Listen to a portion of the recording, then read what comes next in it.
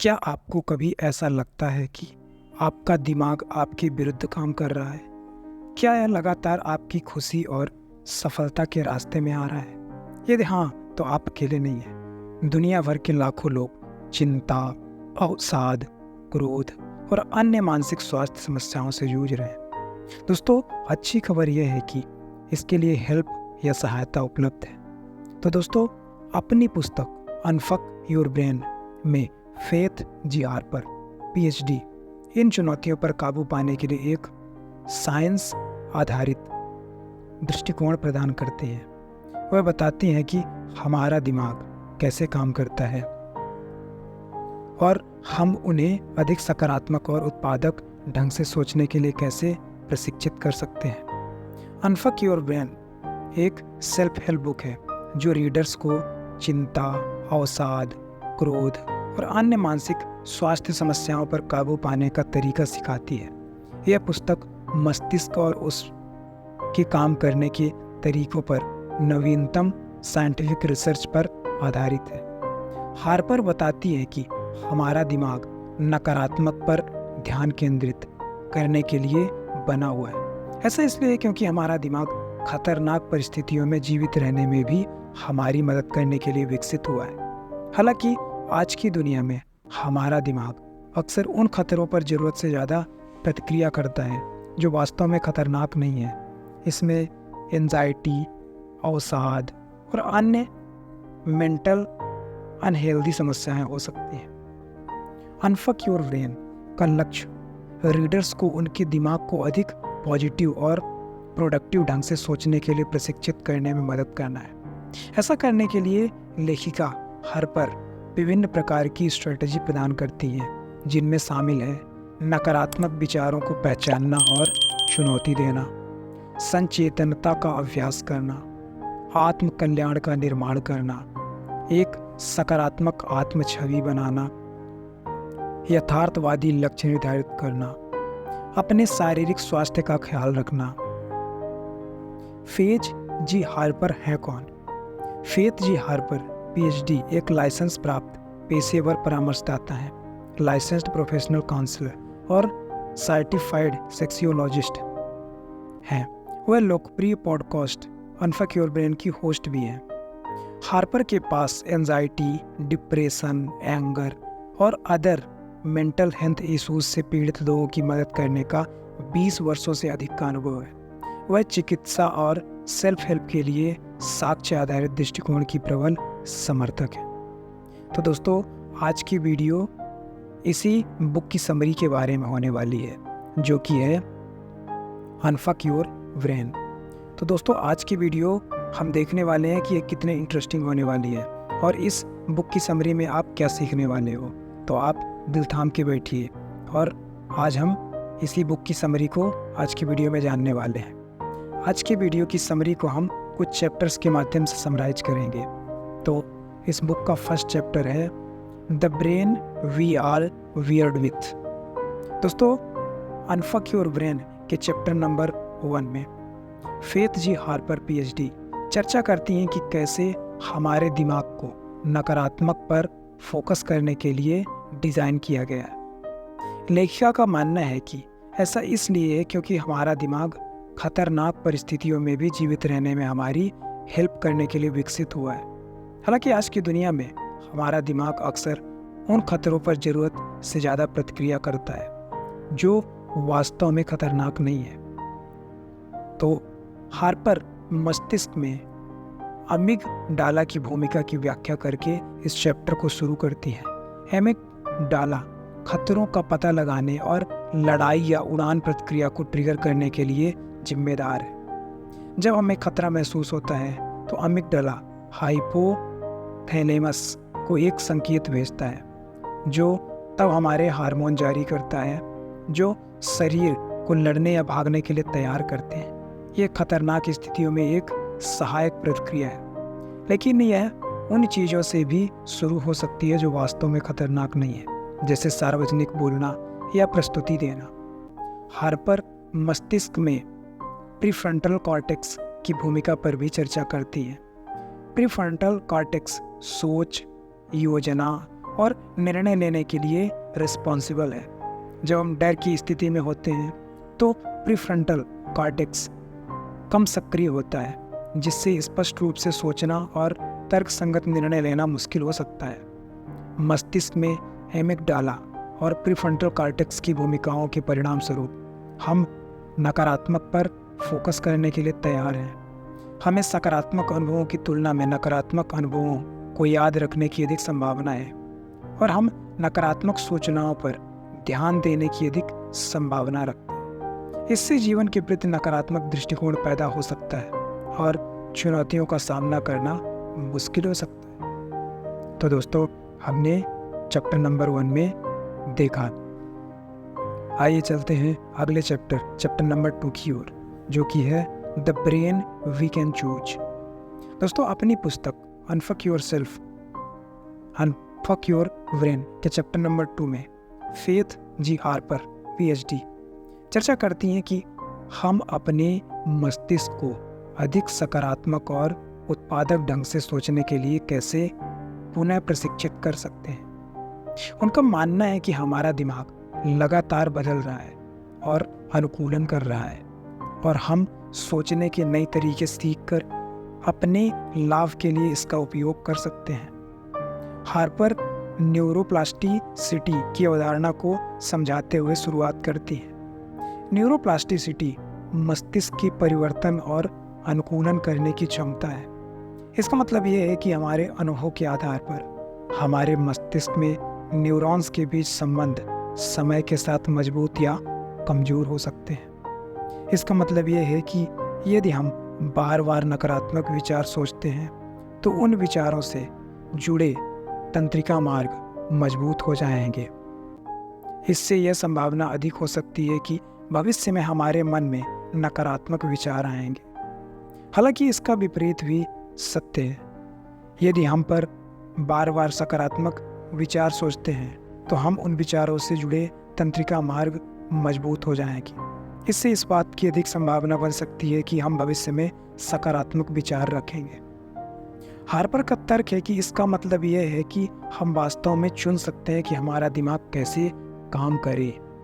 सकारात्मक विचार सोचना चुन सकते हैं और उन विचारों से जुड़े तंत्रिका मार्गों को मजबूत कर सकते हैं। इससे हमें एंजाइटी, डिप्रेशन और अन्य मानसिक स्वास्थ्य समस्याओं से उबरने में मदद मिल सकती है। तो दोस्तों, मैं उम्मीद कर रहा हूँ कि वीडियो आपको इन्फॉर्मेशनल लग रही है, और अगर वीडियो आपको इन्फॉर्मेशनल और इंटरेस्टिंग लग रही है तो वीडियो को लाइक करना ना भूलें। साथ ही चैनल को सब्सक्राइब जरूर करें। आइए चलते हैं अगले चैप्टर की ओर, the science of brain retraining. दोस्तों, चैप्टर नंबर 3 में लेखिका मस्तिष्क पुनर्प्रशिक्षण ब्रेन रिट्रेनिंग की प्रभावशीलता का समर्थन करने के लिए वैज्ञानिक प्रमाण प्रदान करती है। लेखिका का मानना है कि कैसे हमारा दिमाग लगातार बदल रहा है और अनुकूलन कर रहा है, और हम सोचने के लिए नए तरीके सीखकर अपने लाभ के लिए इसका उपयोग कैसे कर सकते हैं। हार्पर न्यूरोप्लास्टिसिटी की अवधारणा को समझाते हुए शुरू करती है। इसका मतलब यह है कि यदि हम बार बार नकारात्मक विचार सोचते हैं तो उन विचारों से जुड़े तंत्रिका मार्ग मजबूत हो जाएंगे। इससे यह संभावना अधिक हो सकती है कि भविष्य में हमारे मन में नकारात्मक विचार आएंगे। अगला चैप्टर है chapter number 4, the power of self compassion.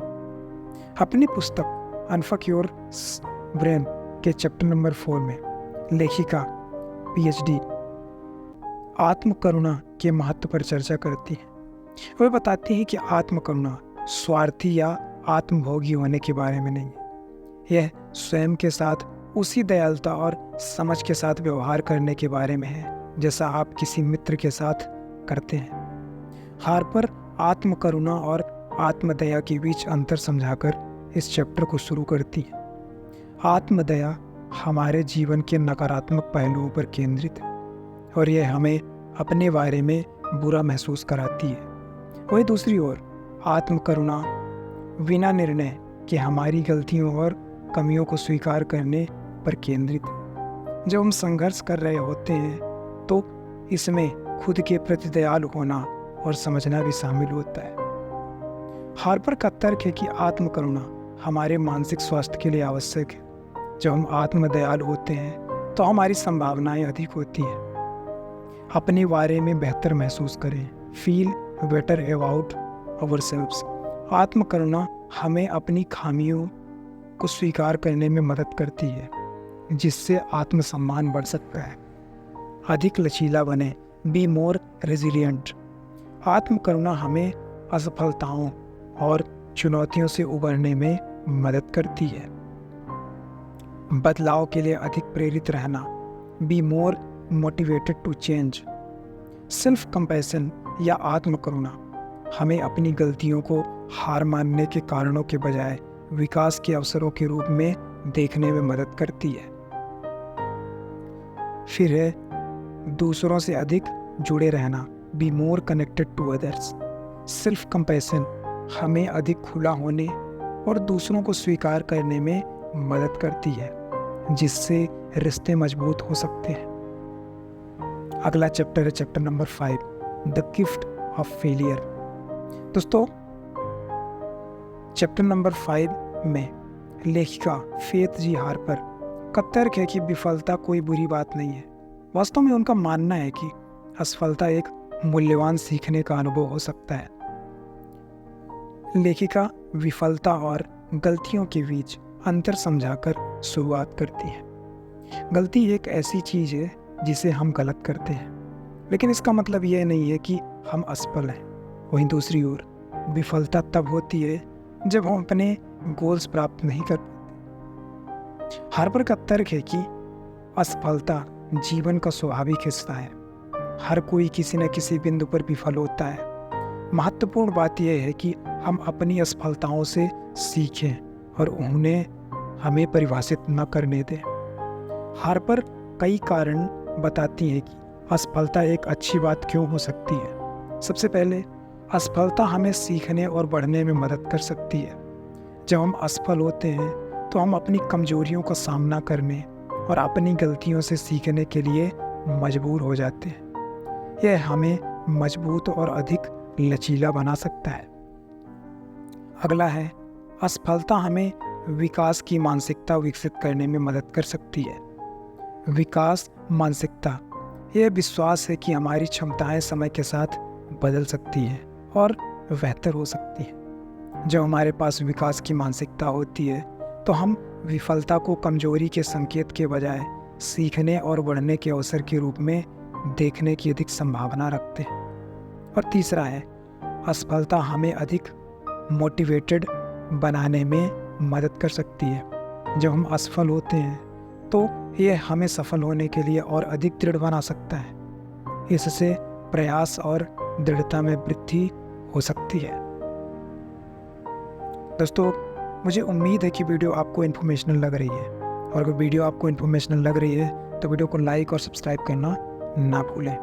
आइए चलते हैं चैप्टर नंबर 6 की ओर, द मिथ ऑफ परफेक्शन। दोस्तों, ऐसा माना जाता है कि परफेक्शन अचीव की जा सकती है, पर मुझे नहीं लगता कि परफेक्शन अचीव करना संभव है। दोस्तों, अपनी पुस्तक अनफक योर ब्रेन के चैप्टर नंबर 6 में फेथ जी हार्पर PhD इस विचार को चुनौती देती हैं कि पूर्णता संभव है या अवांछनीय भी। वह बताती हैं कि पूर्णता एक अवास्तविक लक्ष्य है जो केवल निराशा और आत्मघृणा का कारण बन सकता है। इसके बजाय वह पाठकों को अपूर्णता को अपनाने और प्रगति पर ध्यान केंद्रित करने के लिए प्रोत्साहित करती है, पूर्णता पर नहीं। हार्पर पूर्णतावाद, परफेक्शनिज्म और उत्कृष्टता के प्रयास के बीच अंतर समझाकर इस अध्याय की शुरुआत करती है। उत्कृष्टता के लिए प्रयास करने का अर्थ महत्वाकांक्षी लक्ष्य निर्धारित करना और उन्हें प्राप्त करने के लिए कड़ी मेहनत करना है। वहीं दूसरी ओर पूर्णतावाद असंभव मानकों को स्थापित करने और कभी भी पूर्ण से कम किसी भी चीज से संतुष्टि नहीं होने के बारे में। हार्पर का तर्क है कि पूर्णतावाद एक हानिकारक मानसिकता है जिसके कई नकारात्मक परिणाम हो सकते हैं, जैसे कि चिंता, एंजाइटी, पूर्णतावादी अक्सर गलतियां करने या पर्याप्त रूप से अच्छा न होने को लेकर चिंतित रहते हैं। इससे लॉन्ग टर्म एंजाइटी, टेंशन हो सकती है। इसके बाद है डिप्रेशन, अवसाद। पूर्णतावादी अक्सर उदास हो जाते हैं जब वे अपने स्वयं के अवास्तविक मानकों को पूरा नहीं करते हैं। इससे मूल्यहीनता और निराशा की भावनाएं पैदा हो सकती हैं। कम आत्मसम्मान, लो सेल्फ स्टीम। पूर्णतावादियों का आत्मसम्मान अक्सर कम होता है क्योंकि वे लगातार दूसरों से अपनी तुलना करते रहते हैं और खुद में कमी महसूस करते हैं। रिश्ते की समस्याएं, रिलेशनशिप प्रॉब्लम्स। पूर्णतावादी दूसरों की मांग करने वाले और उनकी आलोचना करने वाले हो सकते हैं, जिससे रिश्तों में तनाव आ सकता है। हार्पर पूर्णतावाद पर काबू पाने के लिए कई स्ट्रेटजी प्रोवाइड करती हैं, जो कि कुछ इस तरह हैं। अपूर्णता को स्वीकार करना, एक्सेप्टिंग इम्परफेक्शन। पहला स्टेप यह स्वीकार करना है कि पूर्णता असंभव है। कोई भी पूर्ण नहीं है और यह ठीक है। यथार्थवादी लक्ष्य निर्धारित करना, सेट रियलिस्टिक गोल। असंभव मानक निर्धारित करने के बजाय यथार्थवादी लक्ष्य निर्धारित करें जिन्हें आप वास्तव में हासिल कर सकते हैं। प्रगति पर ध्यान दें, पूर्णता पर नहीं। Focus on progress not perfection. अपनी गलतियों पर ध्यान ना दें, इसके बजाय अपने प्रगति पर ध्यान केंद्रित करें और अपनी उपलब्धियों का जश्न मनाएं। अपने प्रति दयालु बने, बी काइंड टू योरसेल्फ। अपने आप से वैसे ही बात करें जैसे आप किसी मित्र से करते हैं। धैर्य रखें और स्वयं को समझें। हार्पर इस बात पर जोर देती है कि पूर्णतावाद एक मानसिकता है जिसे बदला जा सकता है।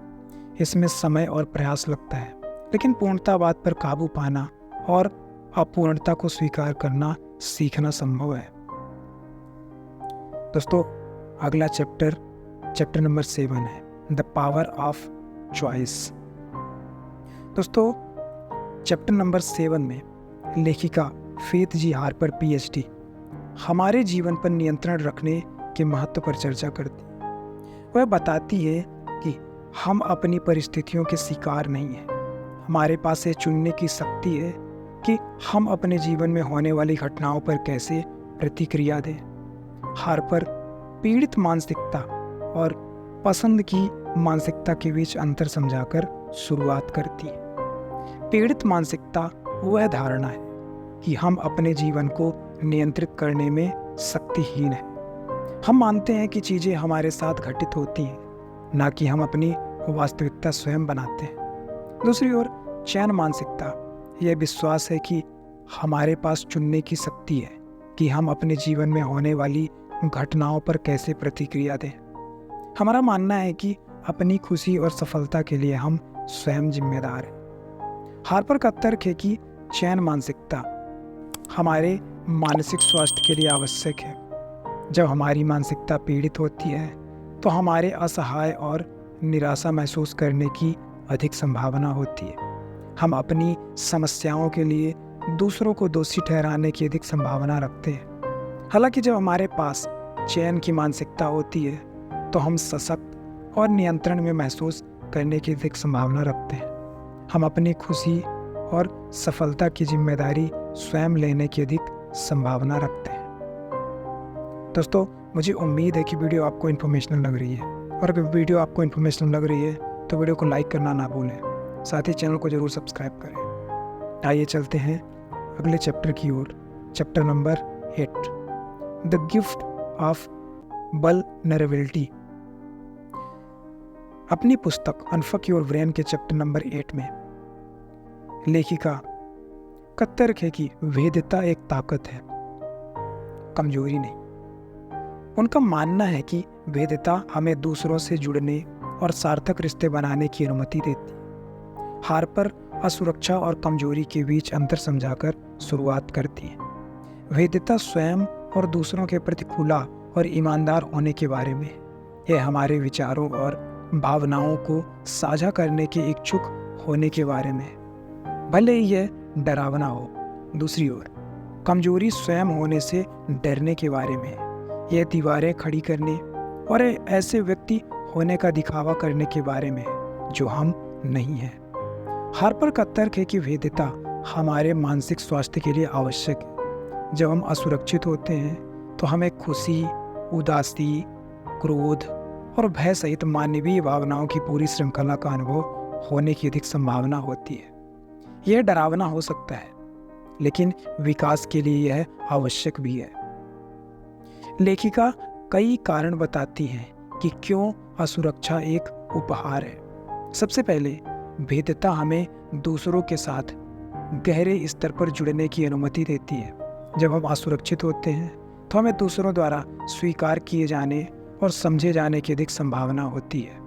इससे रिश्ते मजबूत हो सकते हैं। दूसरा है, भेद्यता वर्नेरेबिलिटी हमें विश्वास बनाने की अनुमति देती है। जब हम असुरक्षित होते हैं तो हम दूसरों को दिखा रहे होते हैं कि हम उन पर भरोसा करते हैं। इससे गहरे और अधिक सार्थक रिश्ते बन सकते हैं। और अगला और तीसरा है, भेद्यता हमें प्रामाणिक होने की अनुमति देती है। जब हम असुरक्षित होते हैं तो हम अपने सच्चे स्वरूप में होते हैं। इससे अधिक पूर्ण और संतुष्टि जीवन जिया जा सकता है। फिर नेक्स्ट चैप्टर है chapter number 9, the power of gratitude. दोस्तों, अगले चैप्टर 9 में लेखिका फेथ जी हार्पर PhD कृतज्ञता या ग्रेटिट्यूड के बेनिफिट्स के बारे में चर्चा करती हैं। उनका मानना है कि कृतज्ञता हमें अपने मानसिक स्वास्थ्य, रिश्तों और समग्र कल्याण को बेहतर बनाने में मदद कर सकती है। हार्पर ने यह समझाकर शुरुआत की कि कृतज्ञता क्या है। कृतज्ञता हमारे जीवन में अच्छी चीज़ों के लिए आभारी होने का कार्य है। यह उन लोगों, चीज़ों और अनुभवों की सराहना करने के बारे में है जो हमारे जीवन को बेहतर बनाते हैं। हार्पर का तर्क है कि कृतज्ञता हमारे मानसिक स्वास्थ्य के लिए आवश्यक है। जब हम आभारी होते हैं तो हम अपने जीवन के सकारात्मक पहलुओं पर ध्यान केंद्रित करने की अधिक संभावना रखते हैं। इससे तनाव, चिंता और अवसाद को कम करने में मदद मिल सकती है। हार्पर कई कारण बताती है कि कृतज्ञता इतनी फायदेमंद क्यों है। सबसे पहले, कृतज्ञता हमें दूसरों से अधिक जुड़ाव महसूस करने में मदद कर सकती है। जब हम अपने जीवन में लोगों के प्रति आभारी होते हैं तो यह हमारे रिश्तों को मजबूत कर सकता है। दूसरा है, कृतज्ञता हमें वर्तमान क्षण की सराहना करने में मदद कर सकती है। जब हम अपने जीवन में अच्छी चीज़ों के लिए आभारी होते हैं तो यह हमें जमीन पर बने रहने और वर्तमान क्षण पर केंद्रित करने में मदद कर सकता है। और अगला है, कृतज्ञता हमें अधिक आशावादी बनने में मदद कर सकती है। जब हम अपने जीवन में अच्छी चीज़ों के लिए आभारी होते हैं तो यह हमें दुनिया को अधिक सकारात्मक रोशनी में देखने में मदद कर सकता है। दोस्तों, आइए चलते हैं अगले चैप्टर की ओर, chapter number 10, the path to self love. दोस्तों, अपनी पुस्तक अनफक योर ब्रेन के चैप्टर नंबर 10 में फेथ जी हार्पर PhD आत्म प्रेम के मार्ग पर चर्चा करती है। लेखिका बताती है कि आत्म प्रेम का मतलब संपूर्ण होना नहीं है। यह खुद को स्वीकार करने के बारे में है कि हम कौन हैं, खामियां वगैरह क्या हैं। हार्पर ने यह समझाते हुए शुरुआत की कि आत्म प्रेम क्या है। आत्म प्रेम स्वयं को महत्व देने और स्वयं के साथ दया और करुणा का व्यवहार करने का कार्य है। यह हमारी ताकत और कमजोरियों को स्वीकार करने और खुद से बिना शर्त प्यार करने के बारे में। हार्पर का तर्क है कि आत्म प्रेम हमारे मानसिक स्वास्थ्य के लिए आवश्यक है। जब हम खुद से प्यार करते हैं तो हमारे खुश और पूर्ण होने की संभावना अधिक होती है। हमारे आश्वस्त और सफल होने की भी अधिक संभावना है। हार्पर कई कारण बताती है कि आत्म प्रेम इतना महत्वपूर्ण क्यों है। सबसे पहले, आत्म प्रेम हमें नकारात्मक आत्मचर्चा पर काबू पाने में मदद कर सकता है। जब हम स्वयं के प्रेम करते हैं तो हमारे स्वयं के प्रति आलोचनात्मक होने की संभावना कम हो जाती है और दयालु होने की अधिक संभावना होती है। दूसरा है, आत्म प्रेम हमें सीमाएं निर्धारित करने में मदद कर सकता है। जब हम खुद से प्यार करते हैं तो हम अपने लिए खड़े होने और उन चीज़ों को ना कहने की अधिक संभावना रखते हैं जो हम नहीं करना चाहते। और अगला और तीसरा है, आत्म प्रेम हमें बेहतर विकल्प चुनने में मदद कर सकता है। जब हम खुद से प्यार करते हैं तो हम ऐसे विकल्प चुनने की अधिक संभावना रखते हैं जो शारीरिक और मानसिक दोनों तरह से हमारे लिए अच्छे हों। तो दोस्तों, आज की वीडियो यही समाप्त करते हैं। मुझे उम्मीद है कि वीडियो आपको पसंद आई होगी। वीडियो के डिस्क्रिप्शन में इस बुक की हिंदी और इंग्लिश वर्जन का बेस्ट बाय लिंक मिल जाएगा, तो वहाँ से जाकर के आप बाई कर सकते हैं। दोस्तों, अगर आपने अभी तक अपने इन्वेस्टमेंट की जर्नी को स्टार्ट नहीं किया है तो अभी जाइए वीडियो के डिस्क्रिप्शन में, जहाँ आपको इंडिया के बेस्ट ब्रोकरेज फर्म के साथ अकाउंट खोलिए और अपने फर्स्ट इन्वेस्टमेंट की जर्नी शुरू कीजिए। अगर आपको ये बुक समरी पसंद आई है तो लाइक करना ना भूलें और इस वीडियो को अपने फ्रेंड्स और फैमिली के साथ ज़रूर शेयर करें। ऐसे ही finance, stock market, motivational videos की समरी देखने के लिए चैनल को सब्सक्राइब कीजिए। कमेंट करके बताइए वीडियो कैसा लगा। अपना वैल्यूएबल टाइम देने के लिए धन्यवाद। मिलते हैं एक और शानदार वीडियो में, तब तक के लिए कीप वॉचिंग।